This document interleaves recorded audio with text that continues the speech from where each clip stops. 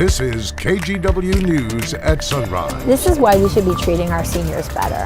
Our aging population deserve better than this. They are not cattle.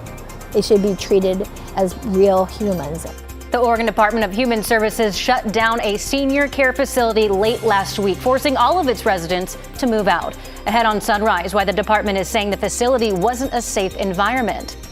And a Washougal woman's family is still searching for answers more than 3 years after she was murdered inside her home. Coming up on Sunrise, their call for help and closure. And take a look at this mudslide in a neighborhood in Astoria. It's affecting several buildings and homes. Coming up later in our show, you'll hear from a couple who was forced to evacuate. Oh my gosh, scary stuff. Okay, we've got a lot to get to this morning. Glad you're here with us. Before we get to Chris with your weather, we do have a quick heads up for you. Students in 2 school districts in the Gorge will be returning to class this week after the recent ice storm. Students in the Corbett district will be returning today, and students with the Mount Pleasant district will be going back tomorrow. Repairs at schools in both districts are still underway, but officials say those won't impact learning. Okay, Chris, what you got for weather? Well, good that we are off to a very quiet start to our work week, right? It's mostly cloudy over downtown right now. That's the live look from our Wells Fargo sky camera. 44 degrees, by the way, at PDX. Elsewhere, we are dealing with fog. That is one of the issues. Across the Columbia Basin, dense fog advisory for you until noon. And for the central and southern Willamette Valley, a dense fog advisory for you folks until 10 o'clock. Check out the visibility right now down towards Salem and Eugene. If you're traveling that direction, just be aware fog is an issue this morning. All right, otherwise, we have a dry forecast. Hooray! A day with no rain, at least during the daylight hours.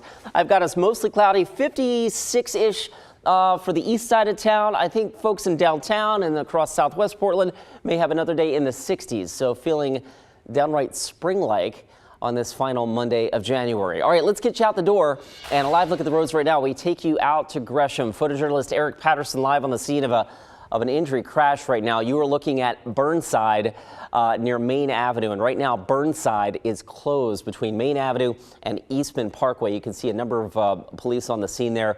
The caution or the police tape is up here again. This is on the east side in Gresham. Burnside a no-go right now. We will keep you posted on this one. Ladies? Chris, thank you. And we have several closures and traffic impacts in our area to tell you about. So over in Washington County, a number of roads are closed due to rising rivers and streams, including Glencoe Road just north of downtown Hillsborough. Parts of Rock Creek Boulevard, Sussbauer and Fern Hill roads are also closed due to the flooding threat. Meanwhile, in Multnomah County, Northwest Rocky Point Road is closed between Skyline Boulevard and Highway 30 because of washouts and erosion. You can see the crack in that road there on your screen. The recent winter storm, followed by heavy rain, is causing some major road deterioration. No word yet on how soon the road is going to be repaired. In Salem, the situation not much better. A stretch of River Road just south of downtown is closed to traffic due to a landslide. City officials say 30 cubic yards of rocks and dirt came crashing down yesterday. This is a known slide area, and the netting and fencing in place actually helped slow it down.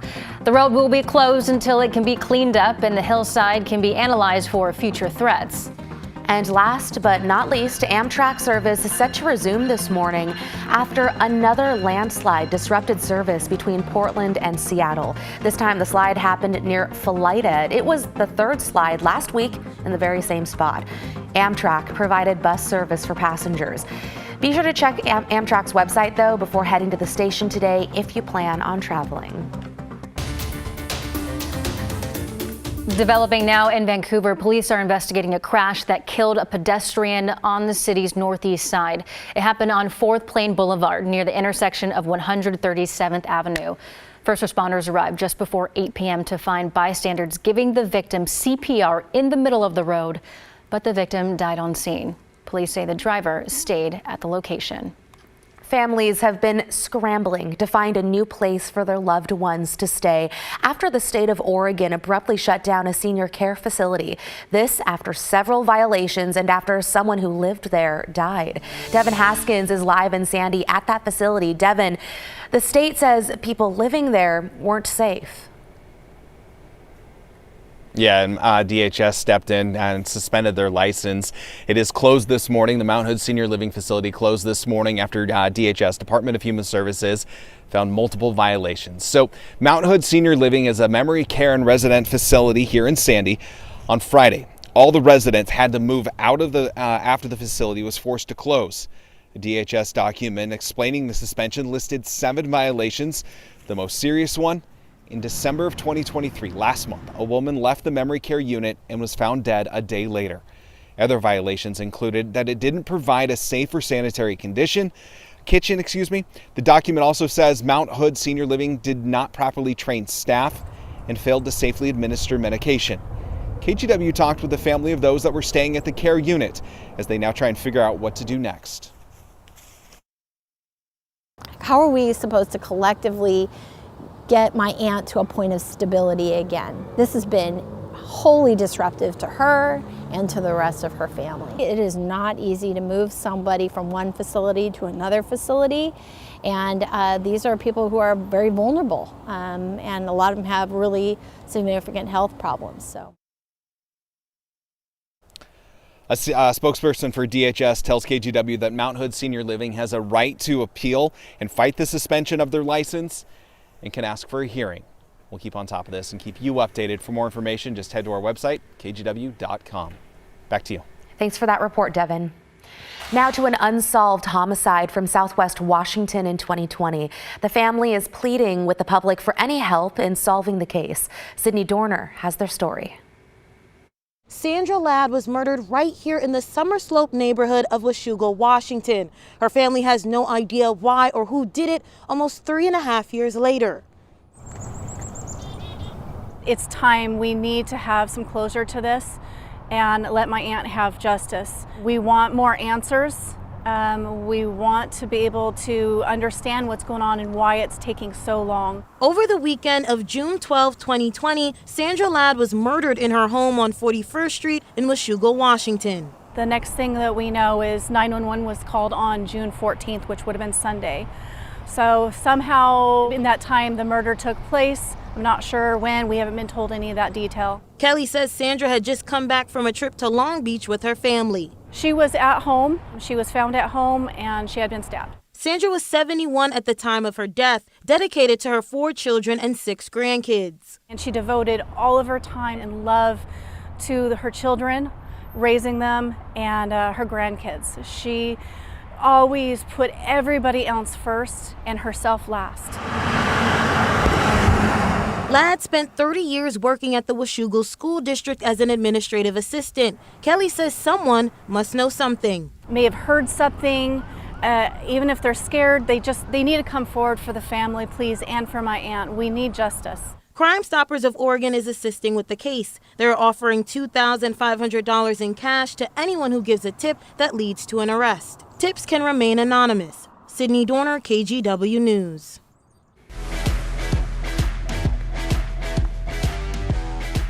So we got the Kansas City Chiefs and the San Francisco 49ers facing off in the Super Bowl next month. The Chiefs beat the Ravens last night while the 49ers edged out the Lions. And you may remember, because Rod wouldn't stop talking about it for weeks, that the Chiefs won the whole thing last year. The game is at Allegiant Stadium in Las Vegas, February 11th.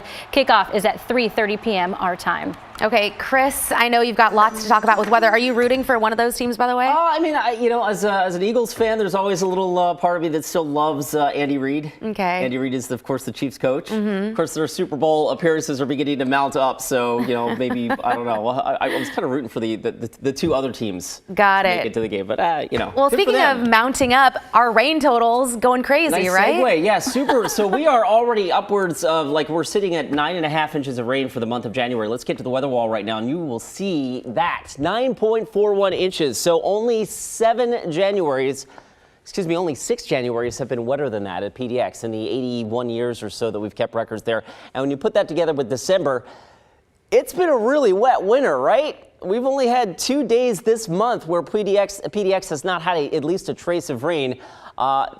We'll be dry during the day today, but there's at least the chance for some light rain tonight. All right, we are dry out there right now. It's 44 degrees at PDX and elsewhere across the region. 43 Hillsborough, 46 Aurora. We go out a little wider. There still is a little cool reservoir of air here as you get out into the gorge and out across the Columbia Basins. 34 Pendleton, 32 Dalles, 34 Hood River.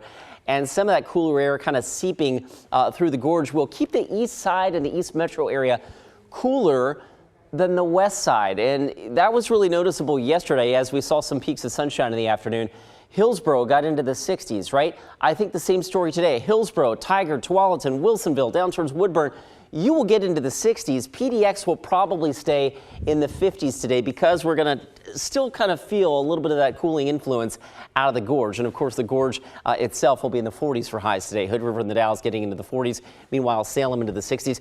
Eugene, Futurecast likes Eugene holding at 55 today, while the rest of the area is very mild. The reason for that is that our modeling is suggesting the fog, which is quite thick in that part of the state, kind of remains locked in for part of the day today. I did mention we're mostly dry today. Our next weather maker still mostly offshore. There is some rain along the Olympic Peninsula and a lot of moisture out here. The good news is for us, we're only going to get a little glancing blow from this as we go through the next 72 hours. And you'll see that with Futurecast here. I'll roll the clock on our computer model. Not much going on today. A mostly cloudy day, maybe a few sun breaks. We have at least the chance for some light rain this evening. You see a little stripe of green here up and down the I-5 corridor. This would be really light. Not much to write home about. Same story tomorrow with at least the chance for some light rain. But I do believe the wettest day of our work week is going to be Wednesday, when we'll see more frequent rain in the forecast. So between now and Wednesday, we're looking at maybe, a tenth, 2/10 of an inch of rain. Not a lot, but I wanted to point this out as well, because as we were flirting with near record temperatures now, later on in the work week, and especially in the weekend and the early part of next week, we are starting to see a skew towards some cooler temperatures, and that's what our modeling is showing us.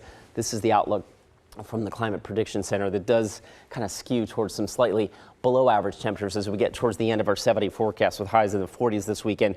Which, guys, that's some good news, right? Because it's been kind of feast or famine up at the ski resorts. This will at least bring the snow levels back down below pass level with an opportunity for some snow showers up in the Cascades this coming weekend, guys.